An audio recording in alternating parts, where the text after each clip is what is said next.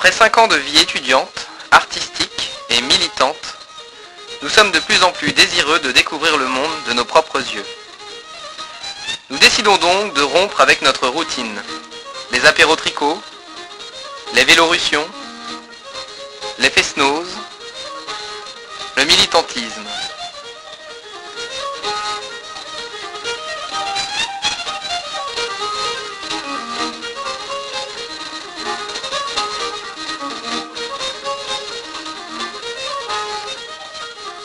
Nous voulons partir en voyage à vélo. C'est pour nous un moyen écologique de voyager à vitesse humaine. Il ne reste qu'à économiser un peu d'argent, acheter le nécessaire de voyage, de vélo, 10 sacoches, 2 duvets en plume, un réchaud à essence, une tente, quelques habits, du matériel de réparation, un violon, un concertina, etc. Tout ce qui servira en toute situation. Et voilà, c'est parti.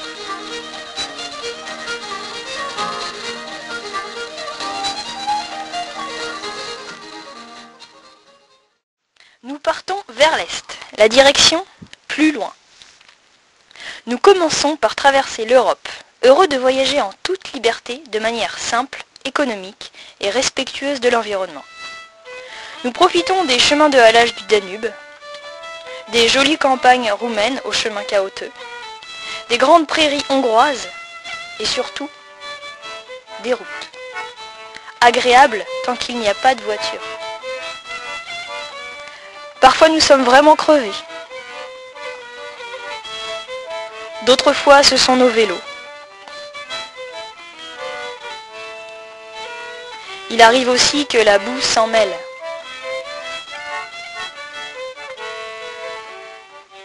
Heureusement, après tout ça, c'est la pause pique-nique. Miam.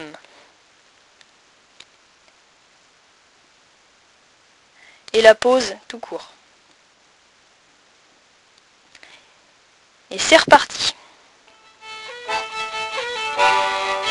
Parfois, nous jouons dans la rue pour payer en partie notre nourriture et pour rencontrer du monde. En fin de journée, nous cherchons l'endroit idéal pour camper. Ah, le voilà. Nous réunissons du bois pour faire la cuisine et nous plantons la tente.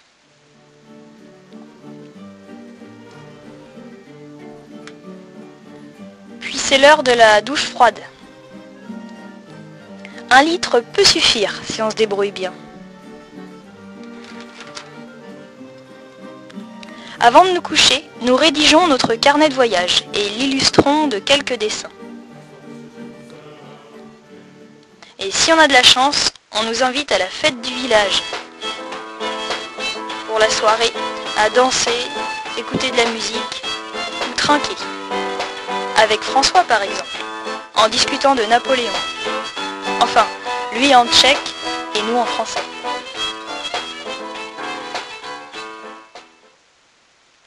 La nuit dans la tente, il y a des bruits surprenants, bizarres. Des insectes, des souris, des chiens, le brame du cerf. Dans les grandes villes, pas facile de camper. Nous utilisons donc des réseaux d'hospitalité sur Internet.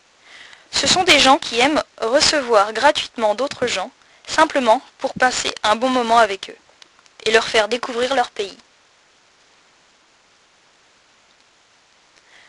France, Allemagne, Slovaquie, Tchéquie, Hongrie, Roumanie, Serbie.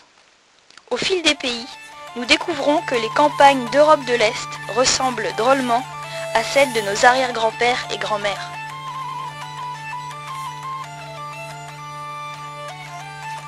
En Macédoine, la première mosquée que nous croisons nous donne un avant-goût de la suite du voyage. Et voilà, nous sommes déjà à l'autre bout de l'Europe, après 5000 km et 3 mois de vélo. Nous sommes bien décidés à poursuivre notre chemin vers d'autres contrées, d'autres cultures, afin de voir le monde de nos propres yeux, pour mieux effacer les préjugés diffusés dans les petites boîtes très étroites.